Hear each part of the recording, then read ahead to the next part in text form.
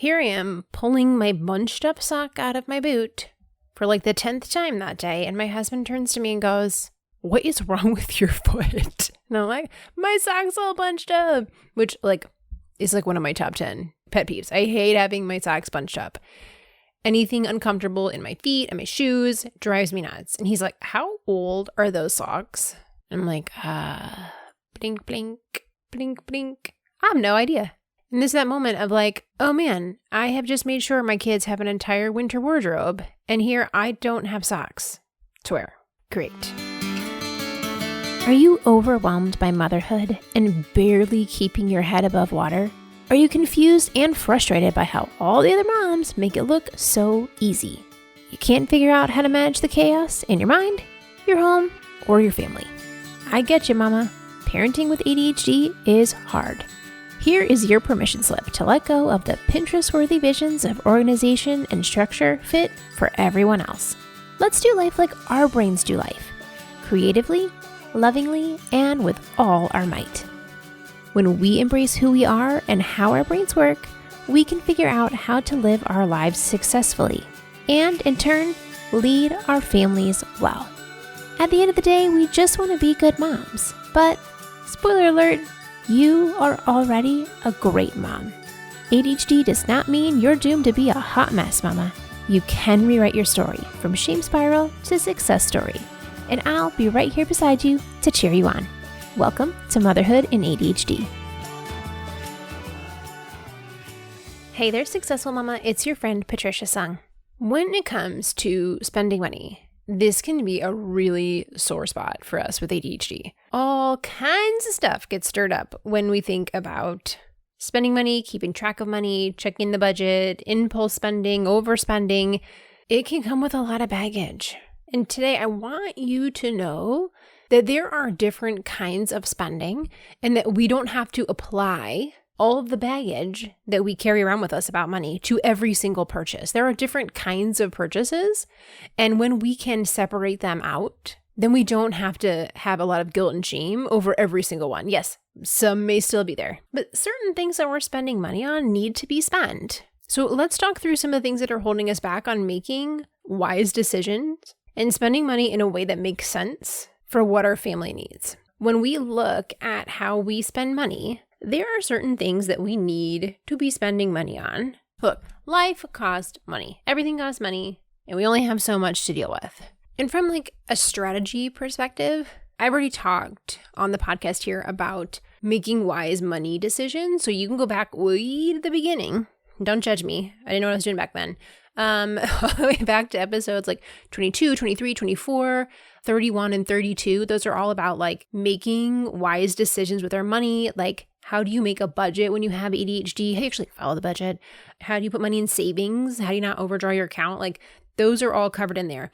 And I've also talked about impulsive behaviors, like how it shows up in like impulsive spending in 157.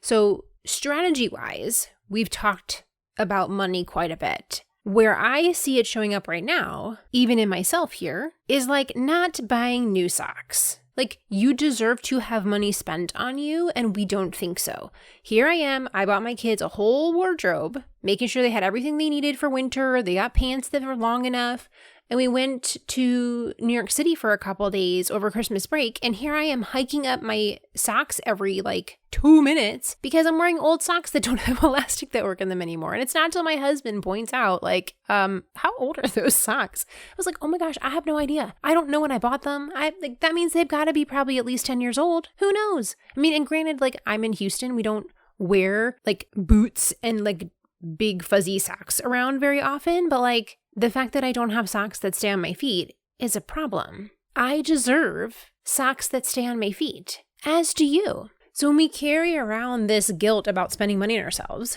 like, well, it'd be better off if I spent that money on my kids, fill in the blank. It's like, yes, I'm not saying don't buy your kids stuff, but you deserve a portion of that money too. Like, you are a valuable, worthy member of this family who also should have money spent on them. Like, if you are still wearing a nursing bra and your kids are now in elementary school, like, hey, if you love that nursing bra and it's super comfy, go for it. But like, also, It is okay for you to buy a comfortable bra that fits you now for the stage of life that you are in now. You deserve to have basic necessities of clothing.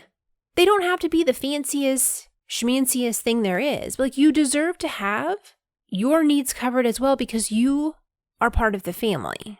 I know that you're probably thinking of like all those returns that you bought and then you returned again and you're feeling bad about that ADHD tax that comes in. I get it. I'm actually sitting here in my closet staring at this shirt from Costco that I said I was going to return and then I forgot the last like 3 times that I went. But also like one of the ways that I support myself is I buy things like from Costco where it has a generous return policy. And I know that if I don't return it right away, it's okay. I can return it in a month from now and I'll still get my money back. So like we can find ways to support ourselves in making better decisions because we're not going to just magically be good at money. We're not just going to magically like not be buying things impulsively, but we can do things to make better decisions.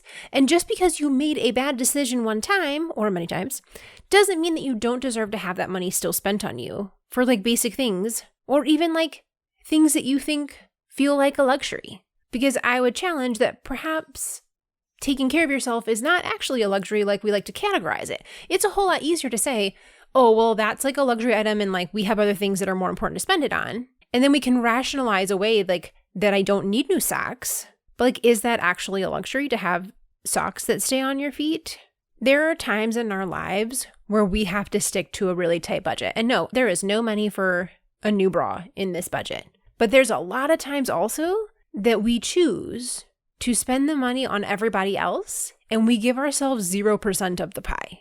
And that's where I want to start changing the way you think about it, to know that you do deserve to have a part of the budget spent on you. You are part of the family, therefore you are part of the budget. If we're constantly putting ourselves at the bottom of the list, then we're not taken care of. Then we're setting the example for our kids that it's okay for mom to be at the bottom of the list. And that is not okay. So as we're talking about money today, I want to be sensitive that sometimes we don't have room in the budget and we're keeping it tight because that's what we got to do. But when you are looking at that overall picture, I want to be sure that you're part of the picture. Even if it's a small slice, you're still part of the picture. Okay, so why do we need to put ourselves on the priority list and make sure that a piece of the budget is going towards you? First, I think a lot of times we think that self-care is a luxury item. And like, actually, self-care is like a basic necessity. Taking care of yourself. Like, I'm not talking about like, oh, you know, going to get a pedicure instead of buying groceries. Like, I'm talking about the times where it's like taking care of yourself is a bare minimum of being like a functioning human. When you're taking care of yourself, that means you have increased capacity to deal with everything that's going on. That means that like by going to the doctor, you're taking care of yourself so that you are healthy enough to be able to take care of your kids and do the things that you want to do. When you're taking care of yourself, you have more energy. When you're taking care of yourself, that reduces the stress load on you. When you take care of yourself, that means that you are better equipped to take care of everybody else, not just today, but like in the long run overall. Like this is something that helps prevent burnout. When you're always putting everyone else first, that's how we get burnout, when you're exhausted, when you're overwhelmed. Like a lot of self-care things fall in like the basic needs, like putting gas in the car. The car doesn't go if you don't put the gas in. The mom doesn't go if she's not getting enough sleep. And basic food, drinking your water, taking some time away for your brain to unmoosh. Those are the ways that you prevent burnout so that you can be a great mom. What can you do to treat your ADHD? Medicines are a great way to help so many people, but they don't work for everyone, and sometimes you're in a place or a season that they're just not going to work out right now. Maybe they're not an option. I have put together a list of a ton of ideas, most of which I either have done or I'm currently doing myself to take care of my ADHD. This is like the full brainstorm list of what you can do to take care of yourself beyond medication. Head on over to patriciasung.com/beyond-meds and grab yourself that checklist. That's patriciasung.com/BEYOND-MEDS for a free checklist of all the ways that you can take care of yourself beyond medication. One of the ways that I think self-care really gets overlooked is that when we have ADHD, we really need a lot of white space to let our minds wander and be creative. And this can look like a lot of things. Like sometimes it looks like creative space, like, art or dance or craft projects. Sometimes there's like a physical creativity going on. And sometimes it's just giving your brain space to wander so that your thoughts don't run amok later. Like whenever people are having trouble sleeping, one of my first questions is like, when during the day did your brain have time to run through all those thoughts that are going on when you're in bed with your eyes closed? Like if the only time you slow down is when you put your head on the pillow, your brain's like, hello, thanks for letting me do stuff. Okay, let me tell you all the things that I didn't tell you earlier today.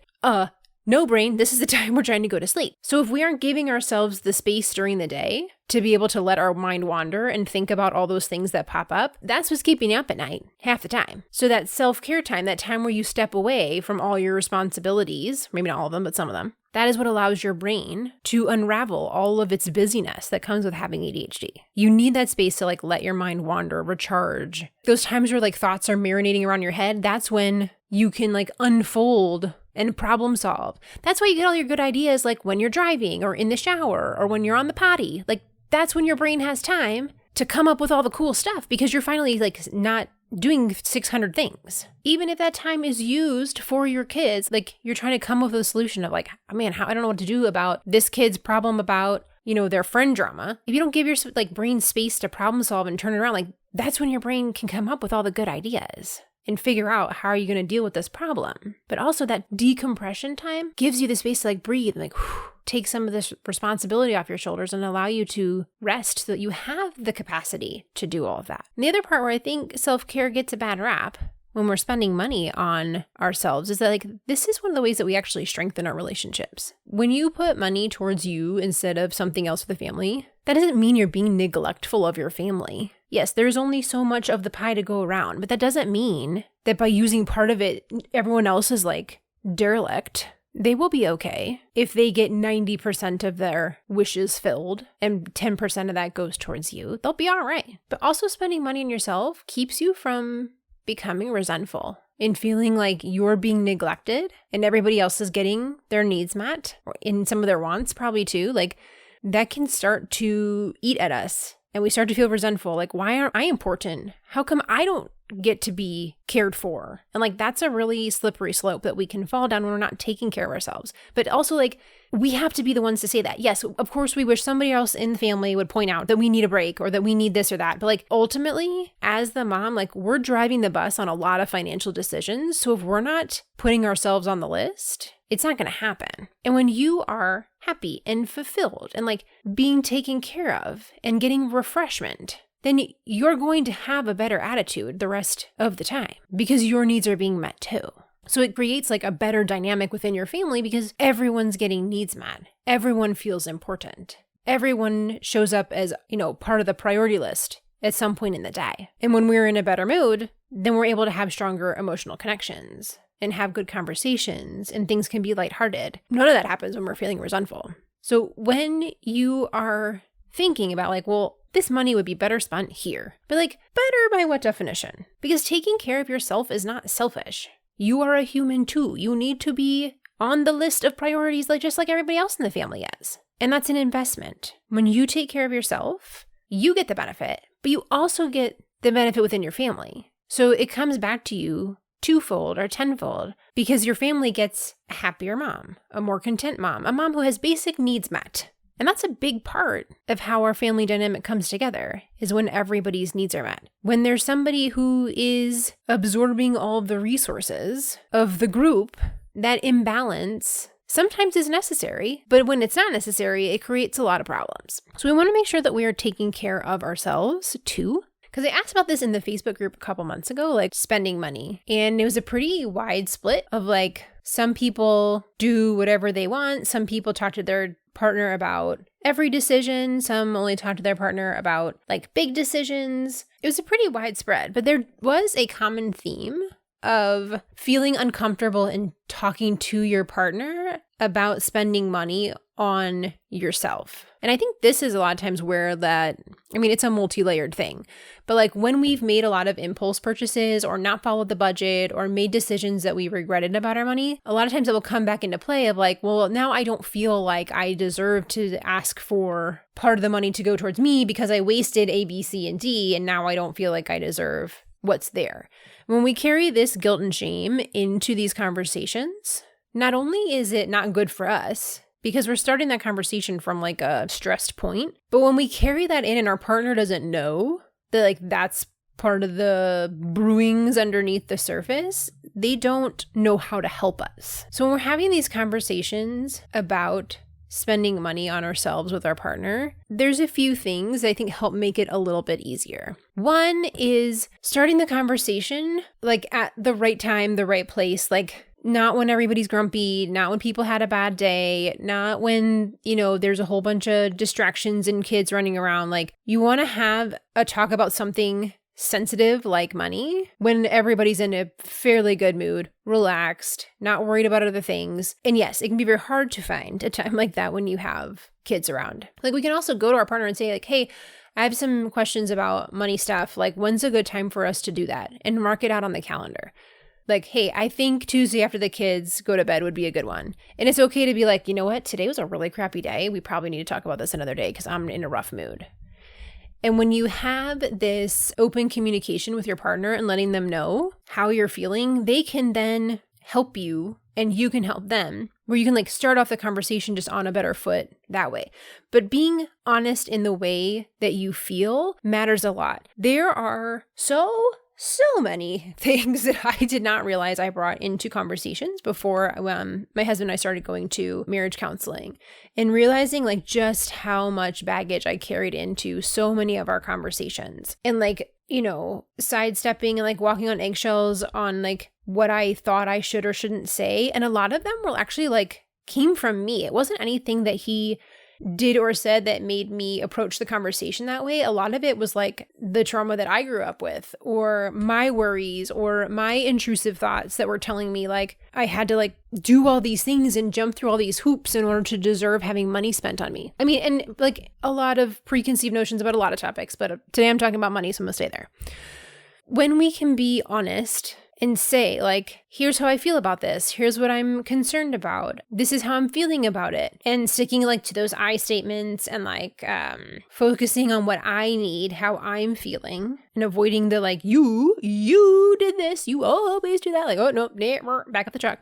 Sticking with those I statements. It helps him know what really matters to me. Because when we can share with our partner openly about like where we're coming from, they can also help us. They can like help them see our side of things better, but it also helps them to like be able to problem solve together too. Because sometimes like if I'm expressing a need for some more space, I feel like the kids are always on me. I might have already cut my head with like, here's the solution I really want. But when you and your partner are working together, like you could probably come up with like 6 different options of how you could make that happen. So when you're both working on like the same team, you can get to the solution that fits the needs easier and faster and like better, and you'll come up with new ideas. But if the other person doesn't understand why you're feeling that way or what it is that you really want, then it's a lot harder for them to help you come up with a solution that's going to fit what your family or your budget needs. Another thing that helps me a lot is reminding myself from the get-go that like my partner loves me very much and he wants what's best for me. And when I come into the conversation knowing that like we're both on the same team, we're both trying to get to the same goal of everyone being happy and taken care of, then it helps me have the right mindset, and it helps him have that mindset too of like, we're on the same team. We're both trying to get to the solution that's going to make both people happy, all the family happy. Like we're working together. Like we want to look at like how this benefits the whole family. Me taking care of myself is not selfish, and I'm not scooping up the resources and preventing anyone else having a good life. No. When everybody in the family is taken care of, everybody does better. It's like that saying, rising tide lifts all ships. Like when everyone in the family has their needs met, everyone is doing better overall. And like, I'm going to say it one more time. You are a part of the family. You are a member of the family, and some of the resources should also go towards you. Have you got a child that is too much? Too sensitive, too anxious, too boisterous, too loud, too anxious, too smart for their own good, too much. I am hosting a parenting workshop for parents of kids that are too much, and it's Donate What You Can because it's a fundraiser for my kids' school.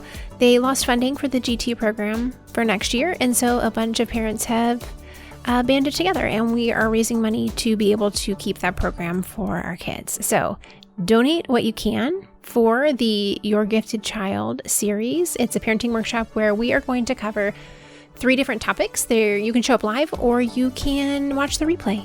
The first workshop is Behind the Brilliance, Understanding and Nurturing Gifted Minds. The second workshop is Gifted and Grounded, Parenting Strategies for Raising Exceptional Children. And the third workshop is Calm in the Chaos, Emotional Resilience for Gifted Families.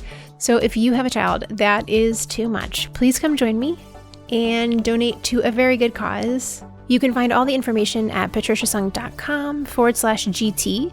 Those are both lowercase letters, and donate for a great cause, and you get those 3 workshops. If you purchase before the workshops happen, you can attend live, or afterwards, you can watch the replay. So thank you so much for supporting my kids' school, and let's get you some parenting strategies to help you raise your out-of-the-box kid. Again, that's patriciasung.com/GT, both lowercase letters. The next helpful tip is when you're talking about money with your partner is looking at like specific examples.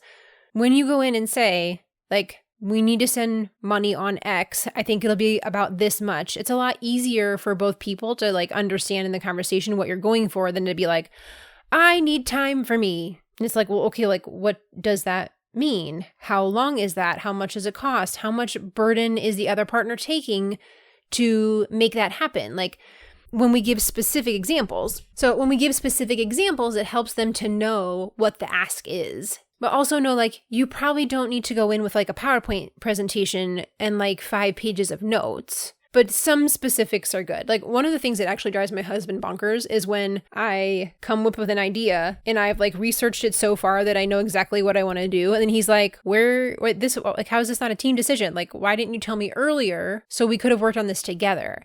And so feeling out your relationship and knowing like what parts of this does your partner want to be involved in and what parts are they like, I do not want to be involved in that. You handle it. Like, but when things affect both of you, like some of those things need to be addressed by the group, not just one person. So you don't have to have a 5-page PowerPoint presentation and know like every last detail, because also like it doesn't have to be like one conversation. It can be hey, I was thinking about updating my wardrobe with like new basics because I'm really struggling with like these socks that keep bunching up. Let's talk about what's in the budget for me to replace like, socks, underwear, and bras for the next couple of months. And it could be like, okay, well, what if we, maybe you do socks this month, underwear next month, and bras the month after that. Or it could be like, well, why don't you grab a couple things that you like, see what works, and then we'll look at our next month budget to be like, okay, well, now that we know the underwear you like costs this much and the socks you like cost this much, and be like, where do we have room in the budget coming up in the next few months to fit that in? Another helpful part when you're having money discussions is acknowledging and addressing any concerns that are on both sides. So obviously, like, money can be a really worrisome subject for a lot of us. And so if we think about like, okay, well, if we're going to spend it on this, here's some ideas of how we could cut back here. And knowing like, we're not just going to ignore the problems and just be like, yes, spend more money, but that we can look at the different ways that this is going to affect the rest of the family and like, what can we do about that? And then we want to look at also, what are the priorities? Like having a good conversation about what funds are going towards like needs versus saving versus like personal enjoyment, self-care kind of stuff. Like looking at all of that in the big picture and having these ongoing conversations of what matters to your family and what are you working towards and what are you saving towards. That helps everyone stay on track too, because when we have ADHD, if we don't understand the motivation for something, we're not doing it. So like, we're not sticking to a budget just to stick to a budget. If you're saving for a house, that's a different motivation. But like, also that can be really vague and not actually that motivating because it doesn't feel tangible. Sometimes we have to drill it down to be like, well, our priority is like, we really want a sturdy home that's like steady, that feels safe and like something consistent. Like we want to like raise our kids here for the next 10 years, that like until they're out of the house. Like that may be a more tangible prioritization is saying like, we want this sturdy stability, like kind of thing in our lives more than just like, we want to buy a house. It's like, why do you want to buy a house? Like, what about it is motivating to you? Is it that you love to paint and you can't wait to like paint your house all different colors in each room? Like, is it that you want to have room for guests to come visit anytime you want? Is it that you want to have backyard dinner parties in the summer? Like, what about it is a priority to you? And that helps us stay on track for like what matters. Because then we can say like, well, this thing comes up of like, ooh, Target dollar spot. Like, well, is this thing more important than me having all my friends over for summer dinner parties? No, okay, I can pass on that. But if it's just like, well, we're saving for a house, it's like, well, that just feels so like far away and like, I don't know, big. But it's a lot easier to look at this doodad at Target and be like, do I want this more than summer dinner parties in my new backyard? Okay, decision. A lot easier then. And then, of course, we want to make sure that we both share opinions. It's not just about what we want to talk about, but like getting your partner's thoughts too and understanding like, what are they worried about? Like, is there anything that they need? And I am a staunch supporter of it not being like tally marks and like, well, I did this for you, so you need to do this for me. Or like, I got a weekend away, so now, fine, I'll give you a weekend away. Like in marriage, when we start counting things, it never goes well. And like, granted, I'm saying all this marriage advice, like with the understanding that like, this is true if you have a partner who truly cares about you and is not like an awful person who does not want the best for you. Like that's a whole different conversation. That's not the conversation we're having today. When you're in a partnership where both people really do love each other, are trying to work for the best, want to do what's good for the whole family, for their partner, like when you're both on the same team, you don't have to keep score because you're both on the same team. You don't keep score when it's just you and your teammates. You keep score when it's your team against something else. So it's important to have that reminder at the beginning of these conversations of like, we're on the same team. How can we make this work? So my husband always jokes whenever they ask for advice for new couples, like a wedding shower or like on like the wedding welcome book or whatever, they ask for advice. My husband always says there's no such thing as compromises. Like I know that's like a really common advice of like, oh, compromise. It's like when you compromise, it's really like, somebody is not getting what they want and somebody is. He always jokes, there's no such thing as compromise. What does matter is that you're finding a balance of both people getting what they want. Like, it's not always going to be what you want and it's not always going to be what they want, but there's not usually like, in like the little decisions, a lot of times it means one person got what they wanted and one person didn't. So what matters there is to making sure that it is fair and balanced and equitable. Not that we're keeping score, but like that neither side feels like they're always giving up what they want for the other person and not receiving that gift in return. Because when you're in a loving partnership, sometimes you're carrying more of the weight than the other person is. Sometimes you're getting more of the benefit than the other person is. And that's part of the seasons of being in a long-term committed relationship. But it also needs to be two-sided so that both parties are giving and both parties are receiving. Because when both sides are working towards the same goal, you can get there. When you go in with that understanding and empathy and listening and knowing that together we can do this, we can figure it out, that's when the whole family is doing well as a whole. So I want to encourage you that no matter if you're trying to talk to your partner about something simple as socks, or something bigger like you want to come on our ADHD mom retreat that's in the fall. Like, no matter the decision, big or small, when you're able to separate that your past decisions about money don't have to impact the way you feel about decisions now, that you're allowed to have money spent on you even if you've made poor decisions in the past, that you are part of the family and you deserve for part of the resources to go towards you, because when the whole family is doing well, everyone is doing well. And knowing that you can have these conversations with your partner to figure out ways to spend your family's resources, that your opinion matters a lot. It can be really hard, especially when there is an imbalance of who's bringing in more money or if someone's staying home, that we feel like we don't deserve to be spent on because we haven't brought as much money in or we haven't brought any money in. And knowing that as a team, the family is all working towards one goal. We have one pot of money to take care of everyone and everyone matters. And while we all serve different roles, all those roles are important. They all matter. So you, mama, are worthy of having a weekend away. You are worthy of having new socks that don't fall down while you walk around during the day. You are worthy as a member of the team, a member of the family, to have some of the resources spent on you, and it is not selfish for you to expect that part of that money is spent on you as well, because you matter. Your well-being matters, and the better that you are taking care of yourself, the better that your family functions. So it's not selfish to take care of yourself. In fact, it's the opposite. Taking care of yourself means that you're doing the best job possible to take care of your family. I'll talk to you soon, Successful Mama. For more resources, classes, and community, head over to my website, motherhoodinadhd.com.